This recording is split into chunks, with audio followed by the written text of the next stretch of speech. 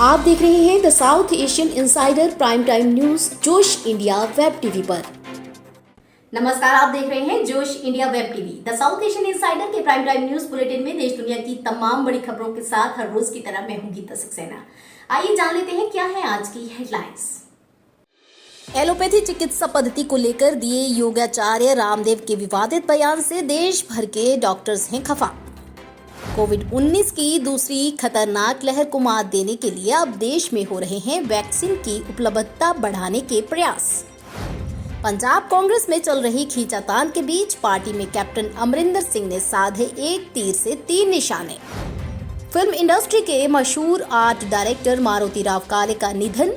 Covid positive आने के बाद से ही थे मुंबई के एक अस्पताल में भर्ती। महिला यात्री को सीट बेल्ट बांध लेने को कहा तो महिला यात्री ने किया हमला। फ्लाइट अटेंडेंट के तोड़ दिए दांत। और अब पेश है खबरों का विस्तार। योगाचार्य रामदेव के विवादित बयान से देश के कोरोना योद्धाओं में भारी रोष पाया जा रहा है, जिसके विरोध में मंगलवार को देश भर के डॉक्टर्स ने काला दिवस मनाया और मांग की कि रामदेव के खिलाफ कड़ी कार्रवाई की जाए। जी हां, योग गुरु रामदेव के इस विवादित बयान से देश के कोरोना योद्धा बेहद नाराज हैं, जिसके चलते उन्होंने काला दिवस मना के अपना रोष जाहिर किया।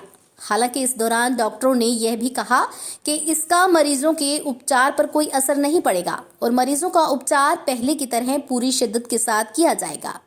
पर ब्लैक डे की इस घोषणा का असर कुछ इस तरह से दिखाई दिया कि सभी सदस्य डॉक्टर और सभी स्वास्थ्य कर्मी पीपीई किट पर काली पट्टी बांधकर काम करते रहे। राजधानी दिल्ली स्थित एम्स ने भी ब्लैक डे का समर्थन किया। गौरतलब है कि इंडियन मेडिकल एसोसिएशन और federation of all India medical association पहले ही विवादित बयान को लेकर रामदेव को कानूनी नोटिस दे चुके हैं और देश में कई स्थानों पर एफआईआर भी दर्ज करवाई गई है। बता दें कि रामदेव ने एक बयान देकर एलोपैथी चिकित्सा पद्धति का मजाक उड़ाया था और दावा किया था कि इससे लोगों की मौत भी हो रही है। हालांकि विवाद बढ़ता हुआ देख उन्होंने अपना बयान वापस ले लिया था। सफाई में कहा गया था कि मेरा एलोपैथी को गलत ठहराने का कोई मकसद नहीं है, सिर्फ कुछ दवा कंपनियां ऐसी हैं जो गलत फायदा उठाती हैं। कोविड-19 की दूसरी खतरनाक लहर के बाद अब देश में वैक्सीन की उपलब्धता बढ़ाने के प्रयास जारी हैं। इस क्रम में भारतीय फार्मा कंपनी सिप्ला अमेरिकी वैक्सीन निर्माता मॉडर्ना के साथ $1 बिलियन का करार करने के करीब पहुंच चुकी है। कंपनी ने इसकी जानकारी देते हुए केंद्र सरकार से कुछ रियायतों की मांग की है। कंपनी ने सरकार से क्षतिपूर्ति के नियमों और ट्रायल के नियमों में रियायत देने का आग्रह किया है। बता दें कि मॉडर्ना का ये टीका सिंगल शॉट होगा। इससे पहले मॉडर्ना ने कहा था कि वो साल 2022 में भारत में अपनी सिंगल शॉट वैक्सीन लॉन्च कर सकती है। इसके लिए भारत में सिप्ला और मॉडर्ना कंपनियों के साथ बातचीत की बात कही गई थी। 5 करोड़ डोज की सप्लाई को लेकर बातचीत चल रही है। मॉडर्ना वैक्सीन 12 से 17 आयु समूह में बेहद कारगर रही है।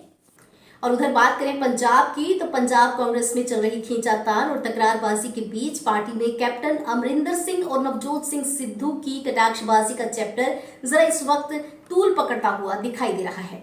खबरों की माने तो इस बीच पंजाब के मुख्यमंत्री कैप्टन अमरिंदर सिंह ने एक ऐसी रणनीति पर काम शुरू कर दिया है जिससे खाली एक तीर से 3 निशाने लगने की रणनीति बिल्कुल तय है। जी हां, इस रणनीति से पार्टी जहां एक तरफ दलित वर्ग को लुभाने में सफल रहेगी, वहीं कैप्टन विरोधी पार्टियां और नवजोत सिंह सिद्धू का धराशायी होना भी लगभग तय है।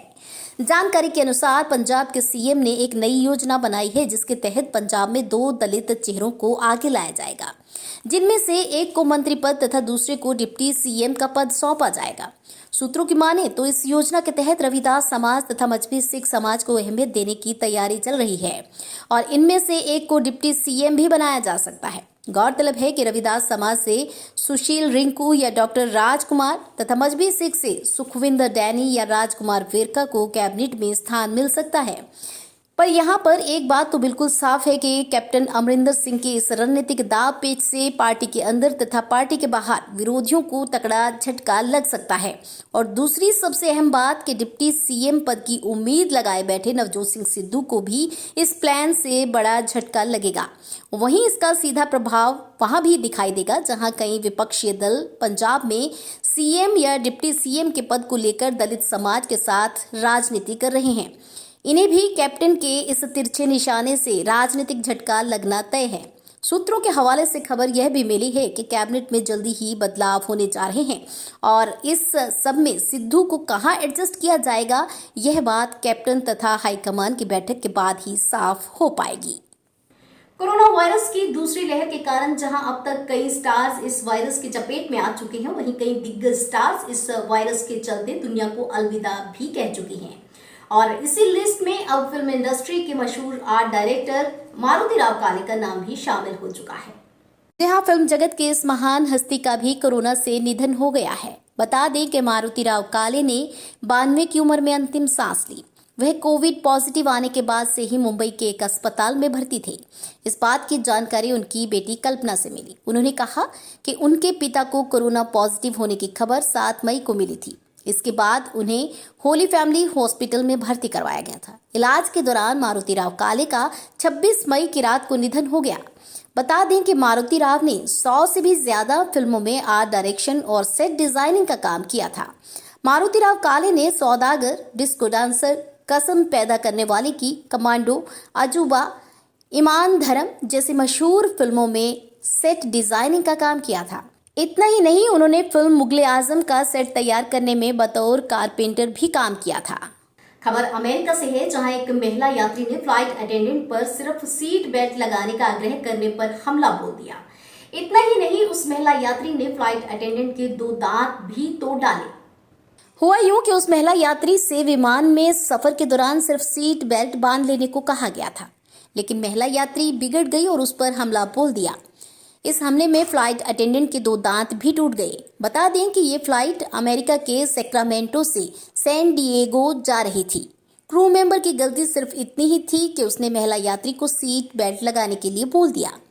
इसी बात को लेकर उसे गुस्सा आ गया और फ्लाइट पे हाथापाई शुरू कर दी। घटना के बाद व्यवियाना किवनोनेज नाम की 28 वर्षीय इस महिला यात्री को गिरफ्तार कर लिया गया। आप देख रहे थे द साउथ एशियन इनसाइडर के प्राइम टाइम न्यूज बुलेटिन में आज की कुछ खास खबरें जोश इंडिया वेब टीवी पे गीता के साथ। कल नई और ताजा अपडेट्स के साथ फिर से मुलाकात होगी। तब तक के लिए मुझे दीजिए इजाजत। धन्यवाद।